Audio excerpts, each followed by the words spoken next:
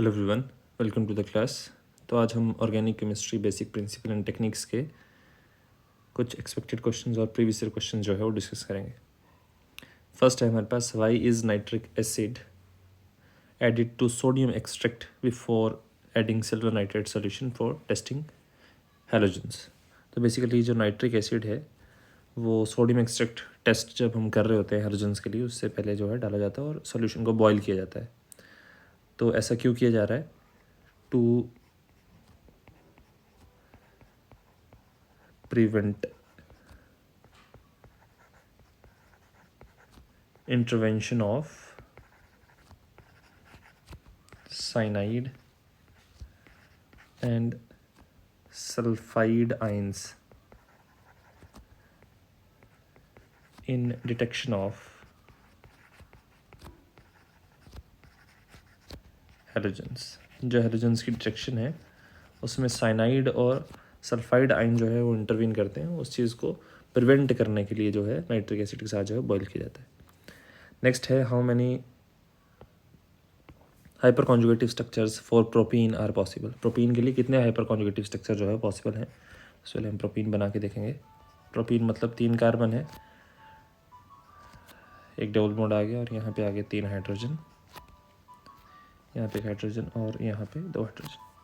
अब hyper conjugation बनाने के लिए हमें ये देखना है कि जो ये फंक्शनल ग्रुप है इसके with respect to next carbon that is alpha carbon, उसके ऊपर कितने हाइड्रोजन लगे हैं। तो यहाँ पे 1, 2 और 3।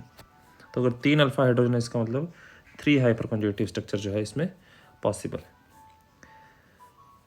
नेक्स्ट क्वेश्चन है हमारे पास, select correct method to separate steam of volatile and immiscible organic compound. Steam के साथ मतलब वाटर में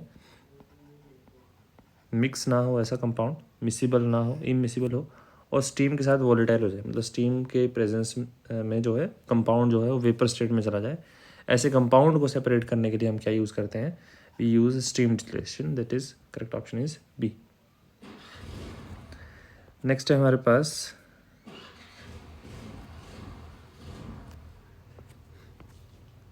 out of the following carbocations identify the one which is more stable जाना है हमें, and give reason for your answer। अभी देखिए यहाँ पे डिस्टिंग्विश कैसे किया जाएगा। अब यहाँ पे ये वाला पार्ट कार्बन विद 2CH3 ये दोनों में कॉमन है, तो सब दोनों में डिफरेंस आइडेंटिफाई करने के लिए हमें जो अनकॉमन पार्ट है दैट इज़ हाइड्रोजन और यहाँ पे है NO2, इनसे कंपैरिजन होगा। तो बेसिकली हमें मालूम है कि हाइड्रोजन के कंपैरिजन में जो NO2 है it is electron withdrawing group, और क्योंकि NO2 एक इलेक्ट्रॉन विड्रॉइंग ग्रुप है तो उसकी वजह से हमारे पास ये जो है इलेक्ट्रॉन अपनी तरफ खींचेगा, लेकिन हाइड्रोजन इतना सिग्निफिकेंट अमाउंट से इलेक्ट्रॉन अपनी तरफ नहीं खींचता है। दैट मीन्स हमारे पास जो B है उसमें कार्बन के ऊपर पॉजिटिव चार्ज है जिसके ऊपर एक इलेक्ट्रॉन विड्रॉइंग ग्रुप लगा है, तो वो क्या करेगा, इलेक्ट्रॉन को अपनी तरफ खींचेगा, तो पॉजिटिव चार्ज जो है उसको क्या कर देगा, इंटेंसीफाई। पॉजिटिव चार्ज को इंटेंसीफाई करेगा मतलब पॉजिटिव चार्ज को और बढ़ा देगा। अगर पॉजिटिव चार्ज का इंटेंसिफिकेशन हो रहा है that means B is less stable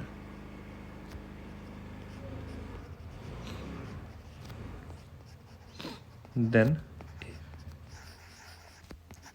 तो मोर स्टेबल पूछा है तो correct option will be A. Reason क्या आ गया कि हमारे पास B में इलेक्ट्रॉन विड्रॉइंग ग्रुप लगा है जबकि A में इलेक्ट्रॉन विड्रॉइंग ग्रुप नहीं लगा है। नेक्स्ट है हमारे पास question number 5th, in Lassaigne's test for an element X in an organic compound, violet colour आ रहा है, violet colouration is obtained on adding a few drop of sodium nitroprusside. Sodium nitroprusside add करने पे violet colour appear हो रहा है। Identify the element, element कौन सा आ गया, सोडियम नाइट्रोप्रोसाइड के साथ वॉयलेट कलर देता है सल्फर। जब सल्फर हमारे पास प्रेजेंट है तो वो क्या करेगा, वॉयलेट कलर देगा। Estimate the percentage of X in 0.16 gram of the organic compound which on oxidation and subsequent reaction with barium chloride give 0.5 gram of white precipitate of compound having a molar mass 233 ग्राम पर मोल। Sulphur की identification के लिए जो formula हम use करते हैं that is 32 into कितना ग्राम compound बना 0.5 ग्राम 0.5 times 100 divided by molar mass कितना दे रखा है कंपाउंड का 233 मल्टीप्लाई कंपाउंड कितना था 0.16 ठीक है जी। इसको आप सॉल्व कर लेंगे। मैं कैलकुलेटर यूज़ कर रहा हूँ 32 divided by 233 0.16 multiply by 0.5 multiply by 100 this comes out to be 42.9 यह जाएगा 42.92%। क्या निकाला हमने परसेंटेज निकाली, estimate the percentage of x, percentage निकाली किसकी सल्फर की। ठीक है जी। नेक्स्ट है हमारे पास students were analysing the physical and chemical properties of the compounds with the formula C4H8 they observed the compound exist in two different forms which they labeled as alpha and beta। तो यहाँ पे molecular formula दे रखा है C4H8। तो यहाँ पे हमारे पास दो कॉम्बिनेशन बन रहे हैं, या तो ऐसे आ जाएगा या आ जाएगा ऐसे। अब जब दो ग्रुप डबल बॉन्ड के अराउंड दो ग्रुप जो है वो ऑपोजिट साइड लगे, दिस इज ट्रांस, लेकिन जब डबल बॉन्ड के अराउंड दो ग्रुप जो है सेम साइड पे लगे, दिस इज सिस। दोनों में 4 कार्बन है, 8 हाइड्रोजन है। एक आ गया सिस 2 ब्यूटीन और एक आ गया ट्रांस 2 ब्यूटीन। अब यहाँ पे बोल रहा है कि एक को अल्फ़ा बोल दिया, एक को बीटा बोल दिया बच्चे ने, कोई भी बच्चा जो एक्सपेरिमेंट कर रहा होगा स्टूडेंट। जो एक कंपाउंड है अल्फ़ा वाला वो है वाटर इनसॉल्युबल। तो बेसिकली जो सिस फॉर्म होती है उसकी सॉल्युबिलिटी वाटर में कम होती है, और जो ट्रांस है उसकी सॉल्युबिलिटी जो है कंपेरेटिवली वाटर में जो है वो रहती है ज़्यादा।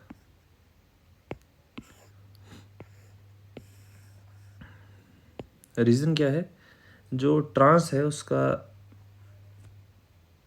हमारे पास जो है मोर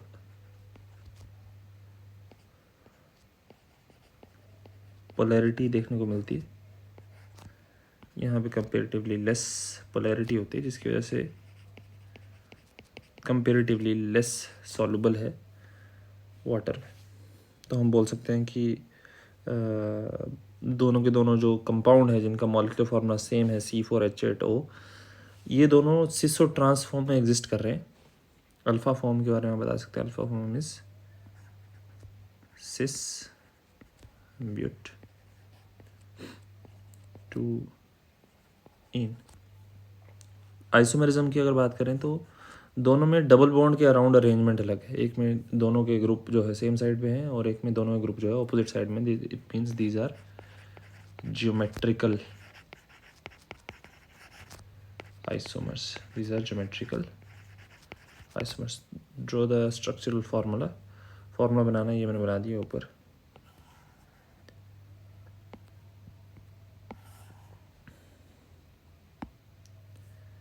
एक आ गया इसमें सिस और दूसरा आ गया ट्रांस।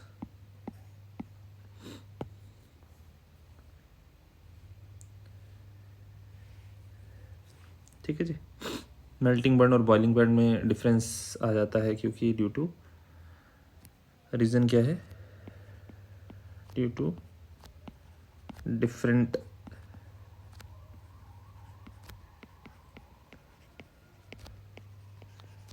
पैकिंग एंड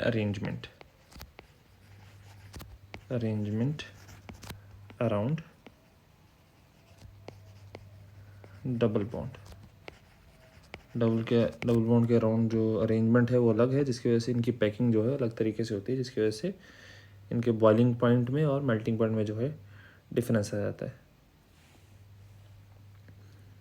नेक्स्ट हमारे पास आ गया correct IUPAC name of the compound. यहाँ पे डबल बॉन्ड जो है आपको दिख रहा है, इसको आपने स्मॉलेस्ट नंबर देना है, keeping the chain longest.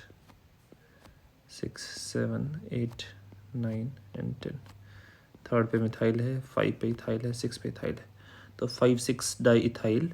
Third पे मिथाइल है, C option. 5,6 di methyl, 3 methyl, total carbon है 10, डेक 4 पे डबल बॉन्ड लगा है 4E।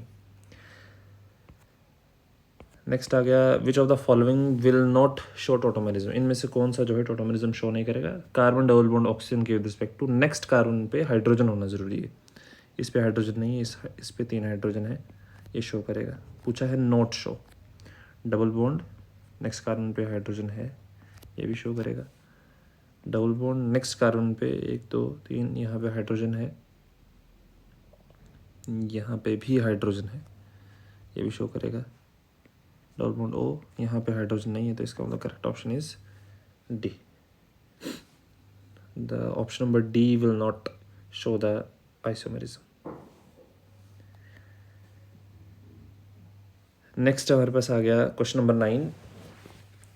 The boiling point of para nitrophenol is greater than that of ortho nitrophenol. जो para nitrophenol है उसका boiling point जो है वो ज़्यादा है as compare to ortho nitrophenol, which is correct statement. जो पैरा नाइट्रोफिनॉल है वो शो कर रहा है इंटर मॉलिक्यूलर हाइड्रोजन बॉन्डिंग, और ऑर्थो शो कर रहा है इंट्रा। और जिसमें इंट्रा होता है उसका बॉइलिंग पॉइंट जो है होता है कम, जिसमें इंटर है उसका बॉइलिंग पॉइंट होता है ज़्यादा। There is a intramolecular hydrogen bonding in para. Para में इंट्रा नहीं है, इंटर है। एंड इंटरमोलिकुलर ऑपोजिट बोला है, तो reason is incorrect, assertion is correct. How many sigma and pi bond are there. तो कार्बन 1, 2, 3, 4, 1, 2, 3, 4, फर्स्ट पे डबल बॉन्ड है, लास्ट पे डबल बॉन्ड है, यहाँ पे 2 हाइड्रोजन आ जाएंगे, यहाँ पे 1 हाइड्रोजन है, यहाँ पे 1 हाइड्रोजन है, यहाँ पे 2 हाइड्रोजन है। हमें number of alpha hydrogen count करने, अल्फ़ा बॉन्ड काउंट करने, सॉरी सिग्मा बॉन्ड काउंट करने, 1, 2, 3, 4, 5, 6, 7, 8 और 9। 9 आगे सिग्मा, पाई बॉन्ड आ गए हमारे पास 1, 2, 2 आगे पाई बॉन्ड,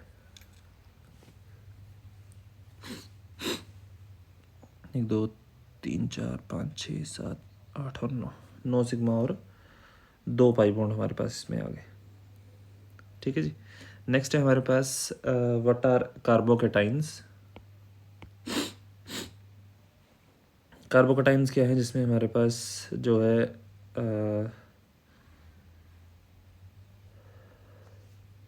कार्बन प्रेजेंट है, carbon with the positive charge is carbocation.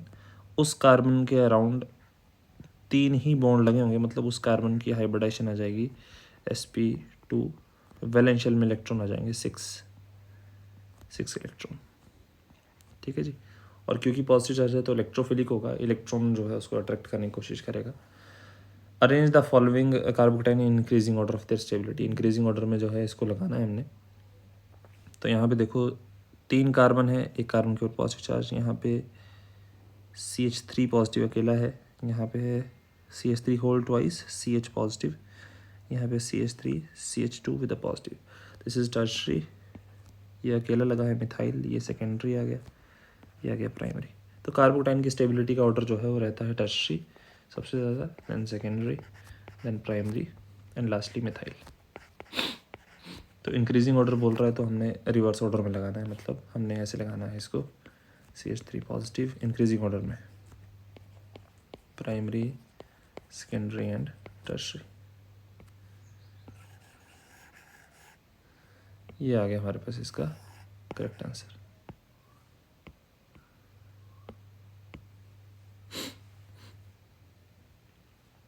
Next है IUPAC नेमिंग।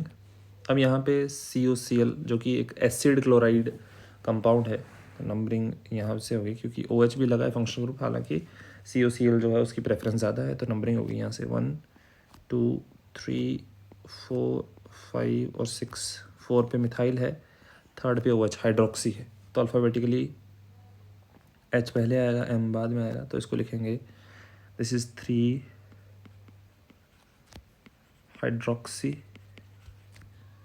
6 कार्बन है, सॉरी 4 पे मिथाइल भी है, 4 मिथाइल, 6 कार्बन है, हेक्स, 5 पे ट्रिपल बॉन्ड है, 5 आइन, और फर्स्ट पे लगा है एसिड क्लोराइड, तो ऑयल क्लोराइड,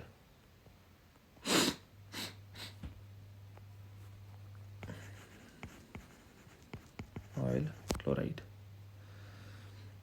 सेकेंड पार्ट है CH3 whole twice, carbon C2H5 लगे हैं 2, तो कार्बन पे 2 CH3 हैं और 2 लगे हैं C2H5। लॉन्गेस्ट चेन देखेंगे तो ये आ गई 1 2 3 4 और 5, 2 आगे मिथाइल जो सब्स्टिट्यूएंट है, तो 3,3 डाई मिथाइल, 5 कार्बन है, पेंट सिंगल बॉन्ड है, नहीं 1 2 3 4 और 5, 1 2 3 4 5 पेंट ही, पेंट सिंगल बॉन्ड आ गया ane, this is 3,3 dimethyl pentane. Next है draw the resonating structure of C6H5OH that is phenol. Phenol के रेजोनेटिंग स्ट्रक्चर बनाने हैं।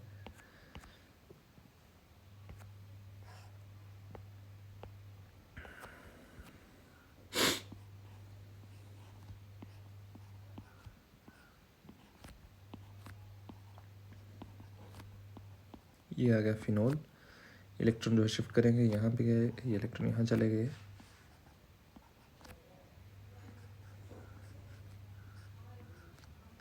डबल बॉन्ड ये एज इट इज़ रहे, यहाँ पे आ गया negative charge, double bond O with H, 2 electron और पॉजिटिव चार्ज, इलेक्ट्रॉन आगे शिफ्ट कर गए, ये बॉन्ड आगे शिफ्ट कर गया। इस तरह से रेजोनेटिंग स्ट्रक्चर जो है वो बन जाएगा, double bond double bond double bond O with H, positive charge, 2 electron, electron आगे शिफ्ट कर गए, ये बॉन्ड यहाँ आ गया,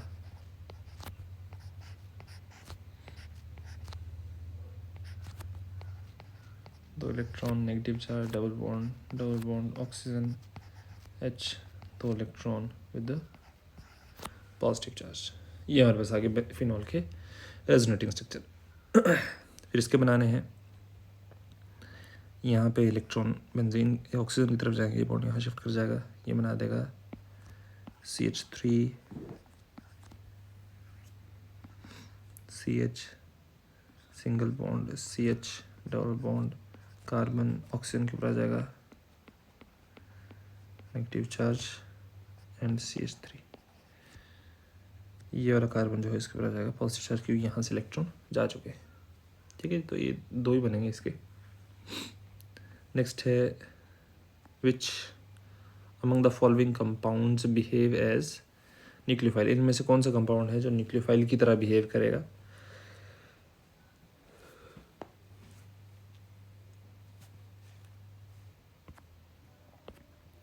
तो जिसके ऊपर पॉजिटिव चार्ज है वो तो इलेक्ट्रोफाइल का काम करेगा, वो न्यूक्लियोफाइल नहीं हो सकता।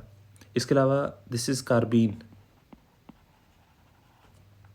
कार्बीन भी न्यूक्लियोफाइल की तरह काम नहीं करता, ये भी इलेक्ट्रोफाइल होते हैं, ये न्यूक्लियोफाइल है, ये भी न्यूक्लियोफाइल है, तो first and second option number B is correct. Next देखिए, which of the following compound will not exist as resonance hybrid, इनमें से कौन सा जो है रेजोनेंस हाइब्रिड एग्जिस्ट नहीं करेगा, गिव रीजन, बोलने का मतलब है जो रेजोनेंस नहीं बनाएगा। तो ये है CH3, साथ में आ गया OH, तो इसमें रेजोनेंस पॉसिबल ही नहीं है, रेजोनेंस पॉसिबल नहीं है, क्यों? क्योंकि alternate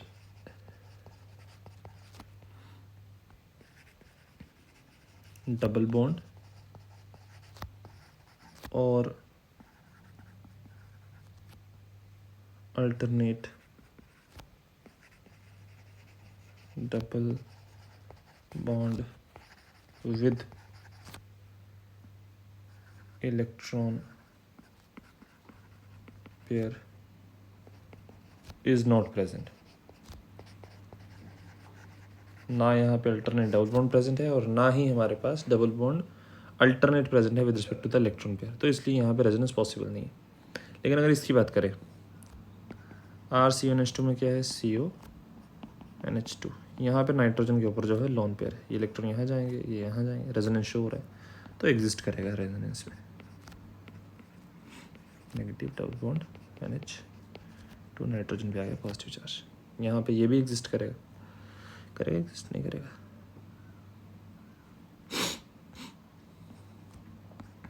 CH3 CH double bond ये भी एग्जिस्ट नहीं करेगा, CH2 NH2। क्यों? क्योंकि यहाँ पे जो लोन पेयर है वो 2 सिंगल बॉन्ड के गैप पे है, हमें अल्टरनेट चाहिए, अल्टरनेट डबल बॉन्ड या alternate double bond with respect to the electron pair, तो यहाँ पे इलेक्ट्रॉन पेयर के विद रिस्पेक्ट टू तो अल्टरनेट पोजीशन पे है ही नहीं, यहाँ पे इलेक्ट्रॉन पेयर के विद रिस्पेक्ट टू जो है वो मतलब डबल बॉन्ड जो है वो हमारे पास जो है लोन पेयर के with respect to alternate position पे है ही नहीं, तो ये भी रेजोनेंस शो नहीं करेगा, रीजन सेम आ गया। ठीक है जी। नेक्स्ट आ गया attempt any 5 of the following, इनमें से कोई 5 जो है वो अटेम्प्ट करने हैं, हम सारे करेंगे अटेम्प्ट। फर्स्ट है why is a solution of potassium hydroxide used to absorb carbon dioxide evolved during the estimation of carbon present in the organic compound। तो बेसिकली कार्बन डाइऑक्साइड क्यों यूज़ हो रहा है? क्योंकि कार्बन डाइऑक्साइड जो है एक तो इट इज़ एसिडिक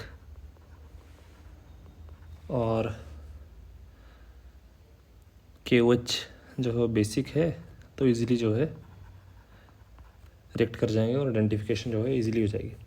इसके अलावा कार्बन डाइऑक्साइड जो है जो इवॉल्व हुआ है वो पोटेशियम हाइड्रोक्साइड के साथ जब एब्जॉर्ब हो गया, कार्बन पोटेशियम हाइड्रोक्साइड के साथ रिएक्ट कर गया, तो it will not interfere in others estimation, बाकी एलिमेंट जो है उनकी एस्टिमेशन में इंटरफेरेंस जो है वो नहीं कर पाएगा।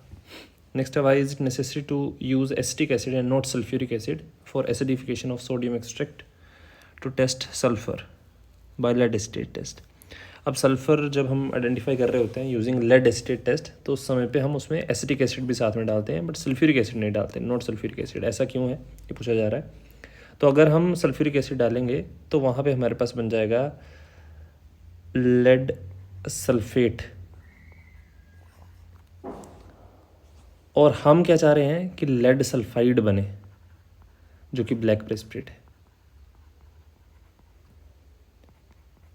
वो तभी पॉसिबल है अगर हमारे पास सल्फ्यूरिक एसिड सॉल्यूशन में प्रेजेंट नहीं होगा, क्योंकि लेड एसिटेट जो हमने डाला होगा वो सल्फ्यूरिक एसिड के सल्फेट के साथ रिएक्ट कर जाएगा। तो सल्फेट के साथ रिएक्ट ना करे ये तभी पॉसिबल है अगर सल्फेट हो ना, तो इसका मतलब हम सल्फ्यूरिक एसिड नहीं डालेंगे, उसमें एसिटिक एसिड डालेंगे, क्योंकि एसिडिक मीडियम तो हमें रिक्वायर्ड होता है, तो वो सल्फ्यूरिक एसिड प्रोवाइड कर सकता है, एसिटिक एसिड प्रोवाइड कर सकता है। लेकिन अगर हमने सल्फ्यूरिक एसिड डाल दिया तो वहाँ पे लेड सल्फेट बन जाएगा, जो कि हमें नहीं चाहिए, हमें चाहिए लेड सल्फाइड। तो लेड सल्फेट की फॉर्मेशन को प्रिवेंट करने के लिए हम जो है किसकी क्या यूज़ कर रहे हैं, acetic acid, not sulphuric acid. Next है Lassaigne's test is not shown by diazonium salts, why. जो लेसेंजेस टेस्ट है डायज़ोनियम सॉल्ट जो है शो नहीं करते हैं, क्योंकि जो डायज़ोनियम सॉल्ट है वो बनाता है forms nitrogen gas after dissociation, टूटने के बाद, after dissociation it forms nitrogen gas. और नाइट्रोजन गैस जो है वो हमारे पास सोडियम साइनाइड या सोडियम सल्फाइड की फॉर्मेशन नहीं करवाती। नाइट्रोजन गैस जो है it can not form these either of these two. ठीक है जी। तो इसलिए हमारे पास लेसेंजेस टेस्ट जो है वो डायज़ोनियम सॉल्ट की आइडेंटिफिकेशन मतलब उसके ऊपर एप्लीकेबल नहीं है, क्योंकि लेसेंजिस टेस्ट में असल में जो डिजोनियम सॉल्ट है उसमें नाइट्रोजन प्रेजेंट होता है। तो वो नाइट्रोजन जब जो प्रेजेंट है वो डाइजोनियम सॉल्ट से टूटने के बाद N2 का फॉर्मेशन करता है, नाइट्रोजन डाई नाइट्रोजन का। और ये जो डाई नाइट्रोजन है ये हमारे पास जो है सोडियम साइनाइड की फॉर्मेशन करवाने में कैपेबल नहीं है, इसलिए ये जो है रिएक्ट नहीं करेगा। तो बेसिकली लेसेंजिस टेस्ट जो है इसलिए डाइजोनियम सॉल्ट के लिए यूज़ नहीं हो रहा है। नेक्स्ट है what type of organic compound can not Kjeldahlise. अब जो हमारे पास जल्डाल मेथड है वो किन ऑर्गेनिक कंपाउंड पे यूज़ नहीं होता, जहाँ पे NO2 प्रेजेंट है या एजो ग्रुप प्रेजेंट है या नाइट्रोजन जो है वो रिंग में प्रेजेंट है, वहाँ पे हमारे पास जो है जल्दाल मेथड जो है यूज़ नहीं होता। तो ऐसे कंपाउंड जिनमें NO2 है, एजो ग्रुप है या नाइट्रोजन जो है वो रिंग के अंदर प्रेजेंट है, वहाँ पे ये यूज़ नहीं होगा। नेक्स्ट है N organic compound decomposes below it's boiling point, how will it purify. जो अपने बॉइलिंग पॉइंट से पहले ही डिकम्पोज कर जाए उसको प्योरीफाई करने के लिए हम यूज़ करते हैं vacuum distillation. Vacuum distillation, vacuum distillation का एक और नाम है, वो आप मेरे को कमेंट सेक्शन में बताएंगे क्या नाम है वैक्यूम डिस्टिलेशन का।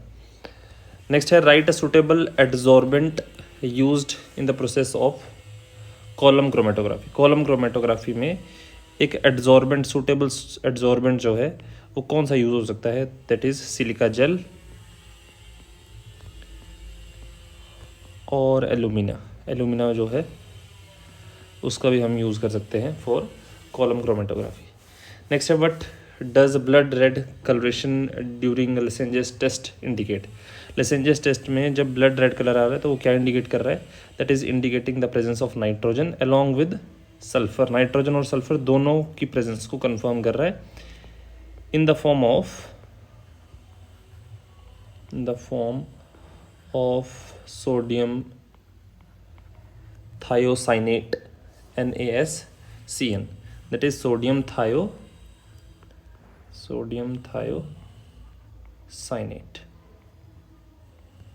सोडियम थायोसाइनेट की प्रेजेंस जो है वो कंफर्म कर रहा है। नेक्स्ट है the IUPAC name of the compound.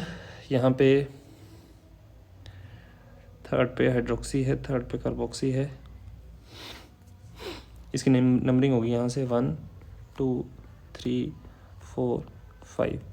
ये कार्बोक्सी लगा है थर्ड पे हाइड्रोक्सी लगा है। अल्फ़ाबेटिकली देखेंगे तो C पहले आएगा, तो this is 3 carboxy 3 hydroxy, first पे और फिफ्थ पे कार्बोक्सिलिक एसिड है 1,5 pentane dioic acid, that is option number B। तो ये थोड़ा ध्यान रखें आपकी जैसे फंक्शनल ग्रुप है वो उसकी पोजीशंस जो है वो कई बार पहले भी मेंशन कर सकते हैं। अदरवाइज़ आईपीसी रूल जो है वो आपने जो इसमें वेरिएशन जो है वो आपने ऐसे ही पढ़ी होगी, पेंटेन 1,5 डायोइक एसिड, और जनरली ऐसे लिखते हैं।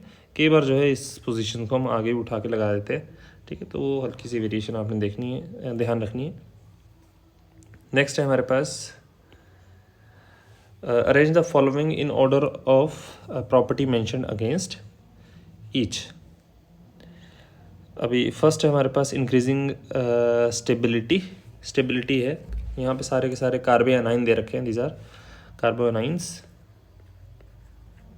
और कार्बोएनाइंस की स्टेबिलिटी जो है वो चलती है सबसे कम स्टेबिलिटी होती है, इंक्रीजिंग में बोल रहा है तो टर्शरी की सबसे कम होती है, देन सेकेंडरी की, देन प्राइमरी, देन मिथाइल कार्बोएनाइन, ठीक है जी। तो इसी ऑर्डर में हम इसको लगा देंगे। तो यहाँ पे अगर हम देख पा रहे हैं तो this is tertiary, this is secondary, this is primary.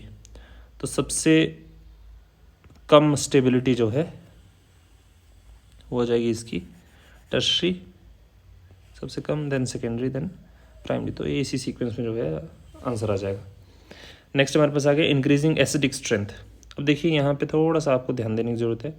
Acidic strength की जब बात हो रही है तो यहाँ पे हमारे पास, इसको मैं नीचे ड्रॉ कर दे रहा हूँ, जैसे कार्बोक्सिलिक एसिड है COOH और H। कार्बोक्सिलिक एसिड तब कहलाएगा जब ये H पॉजिटिव देगा, CO नेगेटिव और H पॉजिटिव। इस तरह से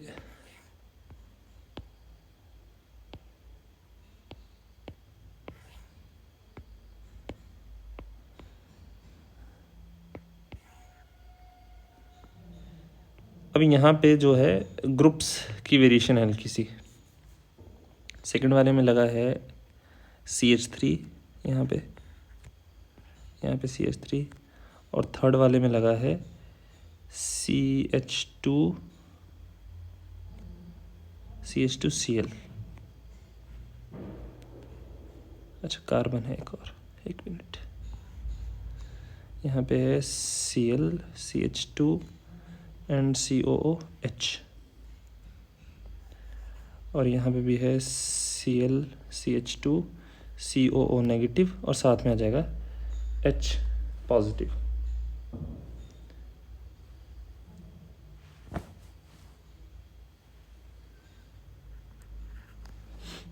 अब यहाँ पे जो आपको क्राइटेरिया है चेक करने का वो ये है कि H पॉजिटिव तो सभी दे रहे हैं, तो सभी SDQ है, लेकिन कौन सा H पॉजिटिव सबसे फास्ट देगा वो सबसे स्ट्रॉन्ग एसिड हुआ। वो कैसे पता चलेगा?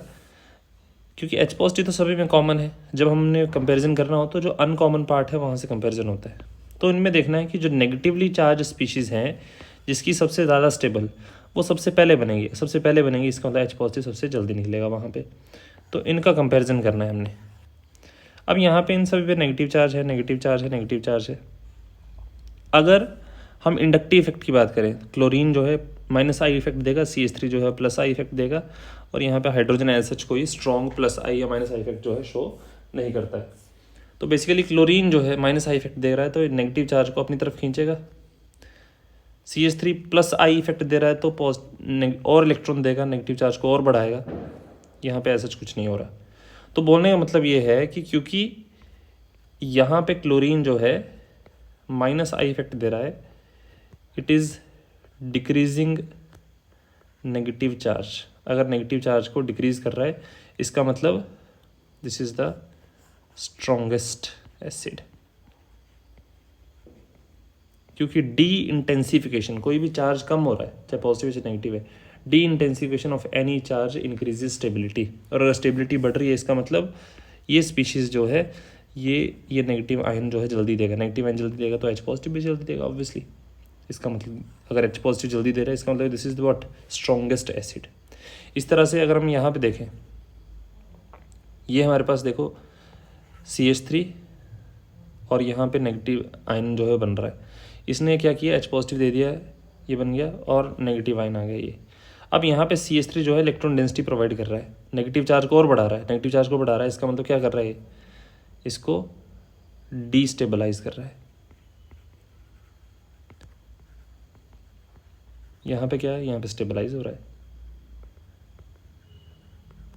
इसका मतलब this is what this is the weakest acid. तो यहाँ पे अगर मैंने सीक्वेंस लगा दूँ इनका, तो सबसे ज़्यादा स्ट्रॉन्ग कौन सा हुआ, ये स्ट्रॉन्गेस्ट हो गया। सेकंड पे कौन सा आएगा, ये, और सबसे वीक हो गया ये वाला, ये सबसे वीक। फर्स्ट पे ये आएगा, सेकंड पे ये आएगा, और थर्ड पे आ जाएगा ये। ठीक है जी। नेक्स्ट हमारे पास आ जाता है स्टेबिलिटी का ऑर्डर। तो अगेन कार्बोकटाइन है। अब कार्बोकटाइन में स्टेबिलिटी का सीक्वेंस क्या है, इंक्रीजिंग में लिखना है तो टर्शरी सबसे ज़्यादा, then secondary, then primary, then methyl. ये आ गया सीक्वेंस। अब इसी सीक्वेंस में लगा देंगे। अब यहाँ पे देखो, दिस इज प्राइमरी। कार्बन जिसके ऊपर पॉजिटिव चार्ज है वो एक ही कार्बन के साथ लगाए, कार्बन जिस पे पॉजिटिव चार्ज है वो 2 के साथ लगाए, कार्बन जिस पे पॉजिटिव चार्ज है वो 3 के साथ लगाए। तो सबसे ज़्यादा स्टेबल कौन सा हो, फर्स्ट पे कौन सा आ गया, फर्स्ट पे आएगा ये वाला सबसे ज़्यादा स्टेबल, ये आ गया सेकंड पे, ये आ गया थर्ड पे। ठीक है जी। देन अगेन एसिडिक स्ट्रेंथ की बात हो रही है। अब एसिडिक स्ट्रेंथ में CH3 और CH3CH2 में से एसिडिक स्ट्रेंथ का अगर कंपैरिजन देखें तो हमारे पास CH3 है वो ज़्यादा इलेक्ट्रॉन दे रहा है। क्यों? क्योंकि 3 अल्फ़ा हाइड्रोजन है इसके पास। यहाँ पे कितने हैं, यहाँ पे सिर्फ 2 अल्फ़ा हाइड्रोजन है। तो इन तीनों में से सबसे स्ट्रॉन्ग एसिड कौन सा हुआ, ये, क्योंकि इलेक्ट्रॉन दे ही नहीं रहा, नेगेटिव चार्ज को स्ट्रॉन्ग नहीं कर रहा। सेकंड पे आ जाएगा ये वाला और थर्ड पे आ जाएगा ये वाला। सबसे स्ट्रॉन्ग एसिड कौन सा हुआ, ये सेकंड पे आ गया, ये थर्ड पे आ गया। ये सेकंड पे क्यों आया, क्योंकि इसके ऊपर सिर्फ 2 अल्फा हाइड्रोजन है। सिर्फ 2 अल्फा हाइड्रोजन मतलब इलेक्ट्रॉन डेंसिटी तो दे रहा है लेकिन इतनी ज़्यादा नहीं दे रहा। यहाँ पे जो है सबसे ज़्यादा इलेक्ट्रॉन डेंसिटी प्रोवाइड हो रही है, 3 अल्फा हाइड्रोजन है। ठीक है जी।